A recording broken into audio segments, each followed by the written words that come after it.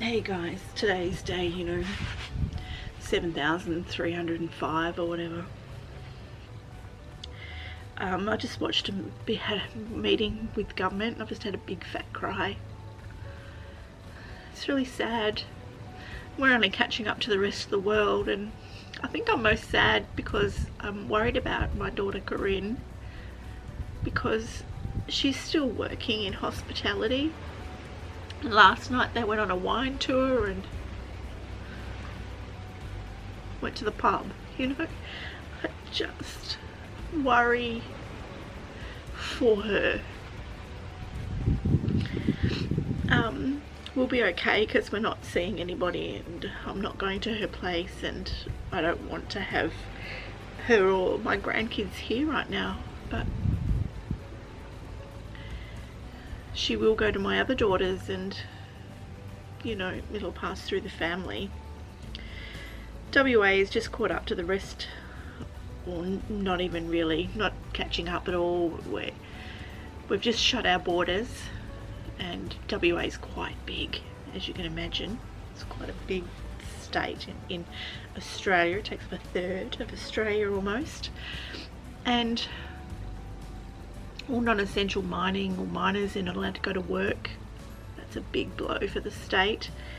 And they're speaking about making Rottnest Island the place where they get quarantined, or people who don't want to go into self-isolation can go there. So basically you get a free holiday at Rottnest. I'm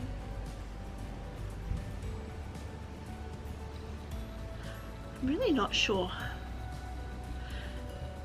why I'm so sad, because I've been living isolated for a long time, and I don't have a home, and the economy's not really affecting me that much, but it is more expensive for me to go shopping because I can't buy the brands that I normally buy, so I have to buy ones that are more expensive. So my shopping cost has become quite huge. And my daughter, I've pulled her out of school already because it's my choice, my kid, I have to protect her. And when she gets sick, she gets sick.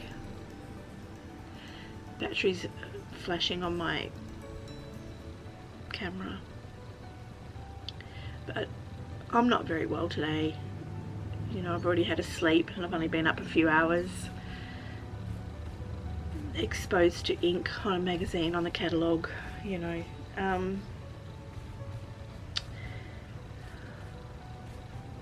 life in 2020, hey? I see that a lot of famous people. I heard about Sam Smith crying because he's been stuck in his house for 6 days. I don't leave my house every week for 6 days. I go out maybe once a week to go shopping. Sometimes it's once a fortnight. That's just normal life for me.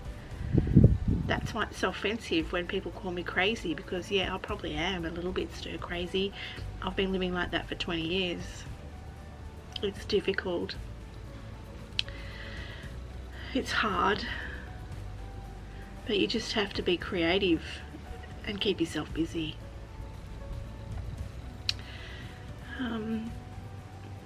I don't really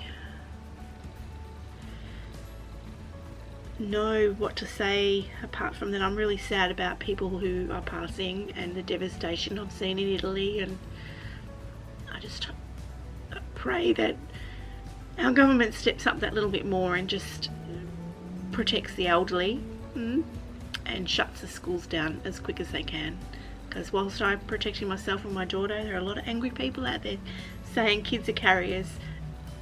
What about my parents and my grandparents? And that's a fair statement. I'm going to go and finish off the hand soap that I made, and put it into bottles today. And maybe just potter in my garden. I'm not going to be doing much at all today. I'm really not well. Not well as in I'm not sick. I just have exposure symptoms today from magazines. And maybe I hosed down. I've got a little shade over my avocado tree, and I think someone sprayed, the neighbours, and so the spray drift has landed on here, on the actual net, the shade cloth. So when I hosed this morning, it all went soapy and weird. So I think there's spray drift from the neighbours. I don't know what they've been spraying, God knows. But yeah, here's my garden.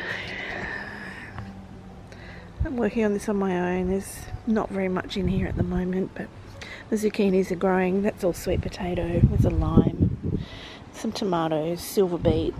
It's a lemon tree that's not happening. Some silver beet. And we had some rock melon and watermelon grown there. That's just what's left over.